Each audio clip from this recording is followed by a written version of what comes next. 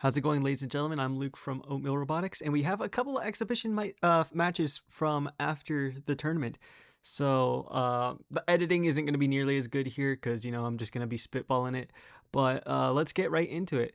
So first up, we have Bird Up. This is a Oof Robotics robot, and they are a pretty fun little beta mod. So they shouldn't be fighting anyone too rough. So let's see who their opponent is. And Oof, why did you do this? This fight was specifically requested by the maker of Bird Up himself, so without further ado, let's see how this goes down at the box.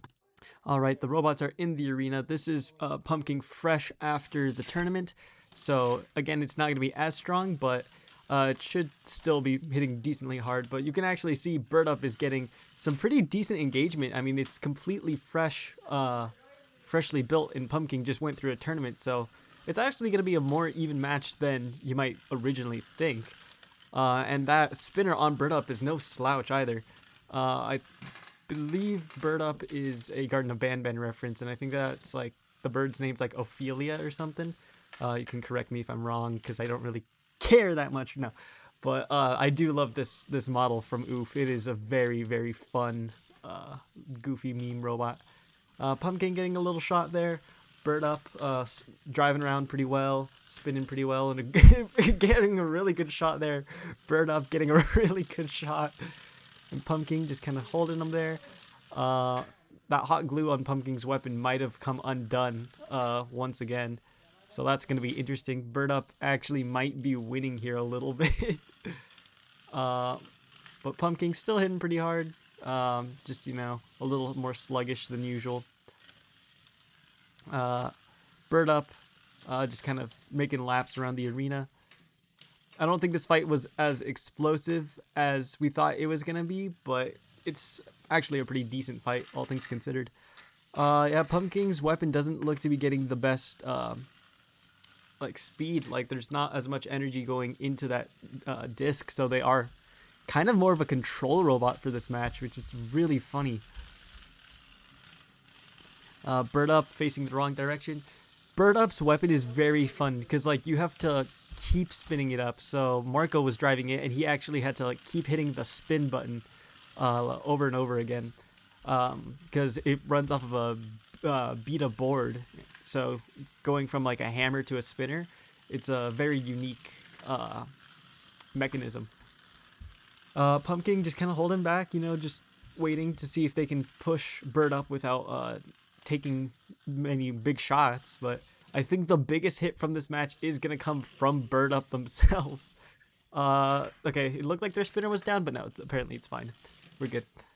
Pumpkin just kind of pushing Bird Up around. Also, we didn't really set a timer on any of these fights. We just kind of went until it felt like the fight was dragging on a little long.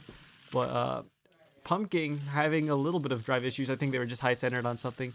But it looks like the fight is going to get called there. So that was a fun little match. I'm not even sure who won that one. Bird Up might have won. Pumpkin might have controlled it. I don't know. These are for fun. Anyhow, our next match is going to be between... well, first off, we have Ocean Commotion. I'm just going to gatekeep who the second robot is. It's a little more dramatic that way.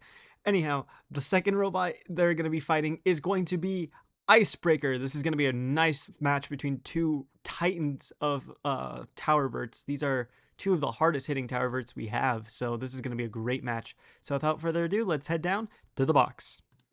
All right, the robots are in the arena, and the camera is at a weird angle, but oh well.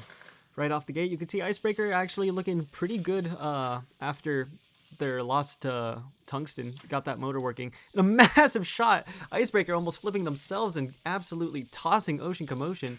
Ocean Commotion going in with those pontoons, but you could see one of them is already peeled up a little. I think they definitely wanted to go more defensive here, which is kind of a pretty good call, seeing these shots Icebreaker is getting. Icebreaker with another good toss there a minute ago. But Ocean Commotion, they have pretty resilient drive, and after that belt upgrade, they haven't really lost their weapon, so they should be able to shrug off hits pretty well, but they don't want to take too many hits because who knows how hard, how long they can last against something like Icebreaker. You can already see those pontoons are starting to get some pretty nasty gouges in them. So Icebreaker not moving the best now. You can see them actually starting to gyro because that weapon's up to such a high speed. You can see, yeah, there again. Ocean Commotion hitting the wall. And another massive shot. Icebreaker peeling up that pontoon even more and flipping over Ocean Commotion. Icebreaker getting some massive shots and another one too. And another Icebreaker's absolutely coming alive. I'm pretty sure it's in their Mechanical Mayhem contract that they're not allowed to do very well in the main season, but exhibition matches they're able to do incredibly well with some really solid performances. Anyhow, you can see they're pushing Ocean Commotion pretty well. Ocean Commotion little quicker on the turning, but Icebreaker actually seems pretty quick in straight line speed. I'm not sure how much Ocean Commotion weighs, but I know Icebreaker is right at that 175 gram weight limit. And a lot of, I believe some 40 grams is in that disc. So that is a very large amount of the weight just spinning and hitting Ocean Commotion. I believe it's like a third of their weight or something like that. Anyhow, you can hear Icebreaker's drive is starting to give out a little bit. But they do seem to be able to go forward pretty decently still, but they aren't getting those kind of explosive hits that they were getting earlier in the match. Yeah, Ocean Commotion is definitely just able to kind of start controlling them now. And it looks like we're coming to the closing of the fight, where we just kind of decided, it's all right there. So that was a great fight. I think that might have honestly gone Icebreaker's way had the drives kept working. Anyhow, our next match is going to be the first robot is going to be Bloodlust. A common theme in the exhibition matches are there are going to be a lot of the guest robots. So let's see who they're fighting. And they are fighting Phantom. This is going to be a match from the HRCL 4 finale, where these two actually ended up doing a hypothetical match. So we had the robots here, so we decided, hey, let's just go ahead and do it for real. Now, disclaimer, we actually did this fight 5 times, and one of these robots ended up winning 3 times, one ended up winning 2 times. So I'll say who won more after the matches, but we're going to show you the best wins from each of these robots. So without further ado, let's head down to the box. All right, so we're showing, again, the best win from either of these robots. So right off the gate, Phantom with a really good strong start, and you can see just how much kinetic energy or inertia Bloodlust spinner has, because they were able to gyro there. You can see Bloodlust just lightning quick. Once that battery tray issue has been solved, they are just incredibly fast. And now Bloodlust flipping Phantom over in a very odd hit. Phantom definitely a little, they can drive upside down, but not very well. And Bloodlust breaking the forks on one side of Phantom. And you can see a massive shot sending Phantom flying overhead. You can see the weapon axle on Phantom is starting to back out as well. So Bloodlust definitely has a very good opportunity here. They just need to face Phantom and just keep on hitting them. But you can see Phantom not really moving that well. Good for them that this didn't happen in the actual tournament, because that would have been really unfortunate. But another massive shot sends Phantom onto the screws, just turning them on to get Phantom off. But Bloodlust helping there. And it looks like one of Phantom's drive sides is down again. This was a kind of recurring issue post-tournament. And you can see that the top plate is also coming off a little bit more on Phantom as well. And Bloodlust ripping apart the arena even more than it's already been ripped apart. And another massive shot sends some part of something, I don't really know what that was, flying. And Phantom just can't really get out of the corner. Bloodlust with a couple more good shots, and it definitely looks like this match is going Bloodlust's way. They're still moving. Phantom just spinning down. I'm not sure if that was batteries or whatnot, but that is the end of that match. So without further ado, let's go on to the second match. This is going to be kind of, one of the rematches. I think this was the last or second to last take. I think that first one was like the second take or something. So great shot by Phantom. And a couple more good little jabs. Getting under Bloodlust. Bloodlust definitely had a pretty good shot pretty early in the match as well. But Phantom definitely respecting the titanium disc. but ripping off one of the wedges and flipping Bloodlust over. They do end up trying to free him. I'm not too sure if they were able to or not, but a pretty solid win from Phantom. They kept trying to help Bloodlust there, but we just ended up calling the fight. All right, this last match is going to be a four-way rumble. We're actually just going to do all the tower verts. So that means we have Icebreaker, Executioner, Ocean Commotion, and Mayhem. This is a four-builder rumble, all with the same design, all different takes on it. So this is going to be a great match. So without further ado, let's head down to the box. All right, all four robots are in the arena. This is, I believe, like a 4-minute match, which is fantastic.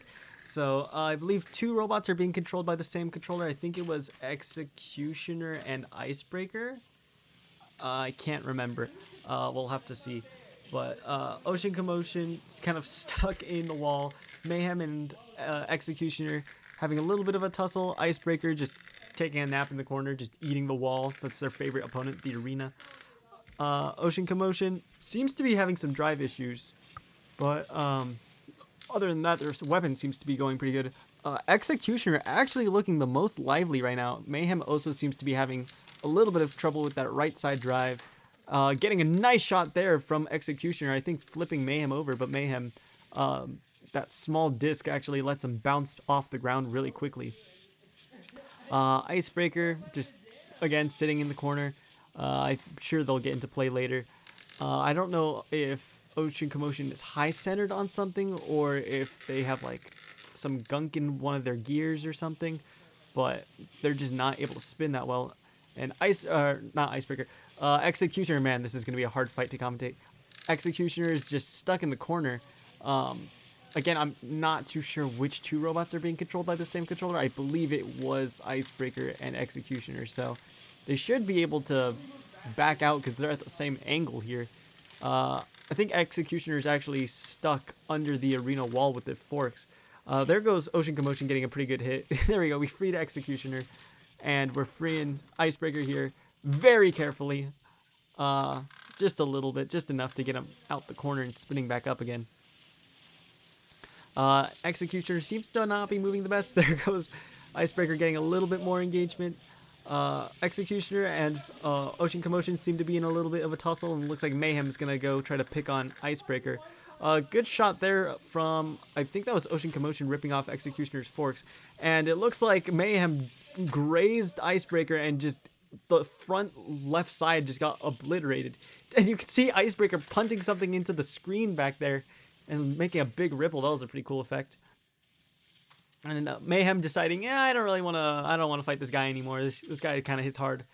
Icebreaker taking another nap in the corner. That seems to be their favorite pastime. Ocean Commotion not moving, not spinning. Executioner still looking pretty solid. Mayhem as well. But there goes Ocean Commotion's weapon again and Icebreaker. So I think it's actually Ocean Commotion and Icebreaker that are paired to the same controller. Yeah, it seems so. Which is kind of funny because neither of them can move that well. And a nice hit there between Mayhem and Executioner.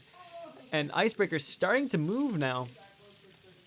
They just kind of decided, to come alive. Flipping over Executioner and throwing Mayhem out of the arena. And Mayhem, they usually can self-right, but with that angled panel of glass there, they're not going to be able to, even with that self-righter. That is a very awkward angle. Executioner, I didn't even see how they got flipped over, but they did at some point.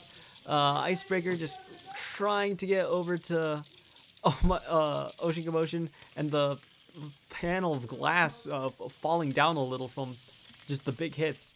You can see Mayhem's just kind of making their way down the arena on the side there. I think I kept trying to make sure or see if I could get it self-righted. You can see it starting to shimmy back. But Executioner actually looking very solid in this match. They're the only one who can move and spin at the same time. So a good job to them. And it looks like we ended up calling it there. So pretty fun match. I think I might give the win to Executioner there. So good job to them. So that's going to be it for today, guys. There is still a little bit more content that I'm going to release. There's one more exhibition episode, and then just the top-down views of the two fights between Phantom and Pumpkin. We actually have camera. We had a camera that was from the top down. So I'll show you guys that. But other than that, that's it for today. So I'll see you guys later. Bye.